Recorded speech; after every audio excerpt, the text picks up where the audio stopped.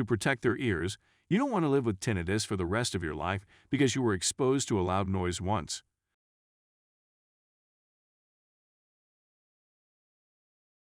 What do people learn too late?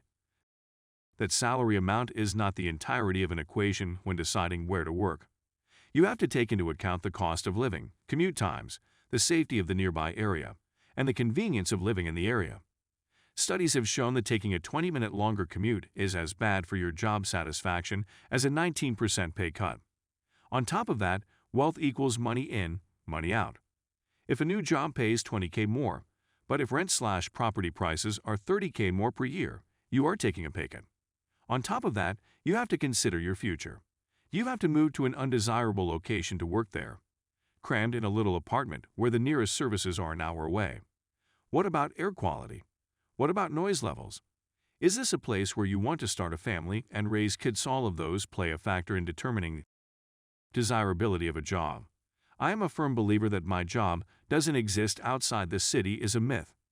Even if you're a super specialized rocket scientist with a PhD in orbital dynamics, NASA is not the only organization with a job opening for you. There are many more factors to that. Is this a job you really like? If you are making more money, but hate the job, is it really worth it? You are spending most of your day and your life at that place. If that part of your life sucks, it will affect your mood and happiness a lot. And close to that, the work atmosphere. Are you getting along with your colleagues? Is your boss a decent person? Social part plays a big role and is often ignored. The importance of writing skills for formal contexts. Writing is an important skill in nearly any field, and the more a career advances, the more important it becomes. The lack of adequate writing skill often holds back a career. Yet many people squander their opportunities to learn writing because they think their class assignments are empty busy work, and they figure their skills in spoken English and informal text messages will carry over when they need to write for work. That the cliché, "you never know when it's the last time you'll see to someone," should absolutely be remembered for every occasion. My best friend just died in a car accident this past Saturday, and the last time I saw him we got in an argument, and he left and we didn't speak after that. I'm destroyed by it. Thank you all so much for the support and for the awards. I do have a great support circle outside of this, but all these replies and condolences really shows the empathy complete strangers can have. That happiness usually comes from a diverse range of interests, hobbies, and commitments. You are not your job. Your romantic partner cannot be your everything, etc. It's so easy to get sucked into a life where your career is everything, or where you wrap your entire identity around your partner. There is nothing wrong with celebrating your loved ones and being close, and there is nothing wrong with caring about your job. You just need more to thrive. I see this so often in relationships. Two people meet and fall in love. They each inspire one another based on their interests and achievements. It's part of what makes them fall in love. But slowly, over time, they let those hobbies go. Stress gets in the way, bills pile up, and then one day they find themselves wondering why they ever loved this person in the first place. Instead of being interesting, they're just part of a routine. Sadly, if you grow up around that kind of behavior, you tend to believe that it's normal. Somebody I went to school with got mentally abused by his parents so much, and always used to get punished severely for poor grades. He was also denied basic freedoms though. Even when he became an adult, he still wasn't allowed to go down to the local fish and chip shop without parental supervision or go for a pint in the pub. He was also never taught basic life skills too.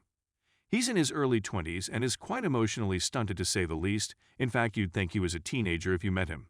The sad thing is, he doesn't recognize his parents are mentally abusing him. When he described his parents to me once, that's abuse. His response was, "They don't hit me, so it's not abuse." At least with physical abuse, it's more universally seen as wrong, but mental abuse tends to be more subtle, and it can be a real edit.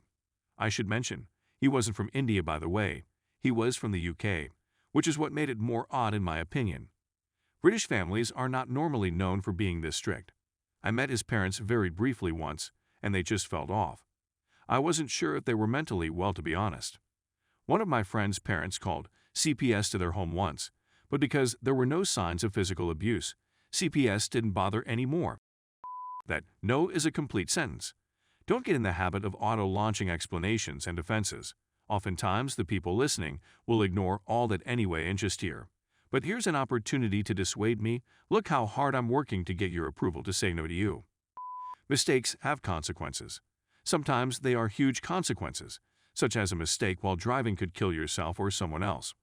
Sometimes they're little consequences, but always learn from your mistakes and that you should always be learning and improving yourself. The value of walking away from someone toxic in your life, even if it is your parents and family. If you are thinking of it and are scared and have somewhere where you can land in a safe place, then do it. It hurts like hell for a long while, but it gets better, and one day you realize how peaceful your life is and you find you only miss the family you wish you had had. That most people will just help you, how and if they can. If you are honest with them, it seems like so many people feel the need to conceal what they actually want from you and try to get it by presenting a half-truth or what they think you want to hear instead of just being straightforward. My name is Yoshikage Kira. I'm 33 years old.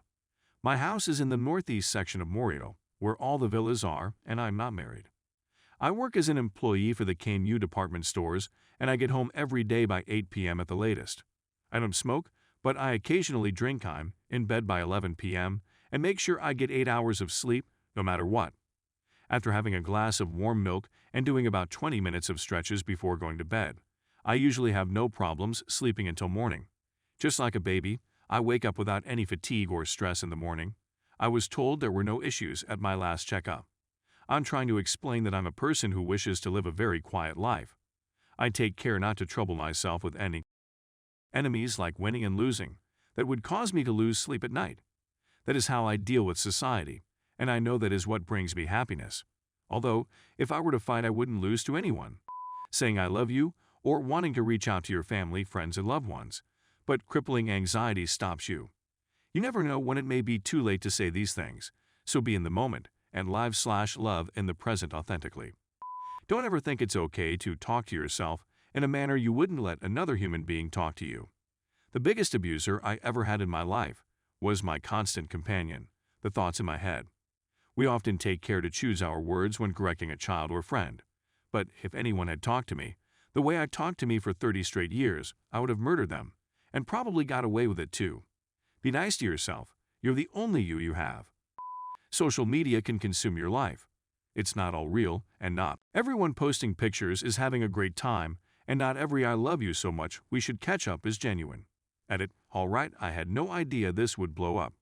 But I have to add some stuff to clarify. I wrote this because of the impact social media has had on my family.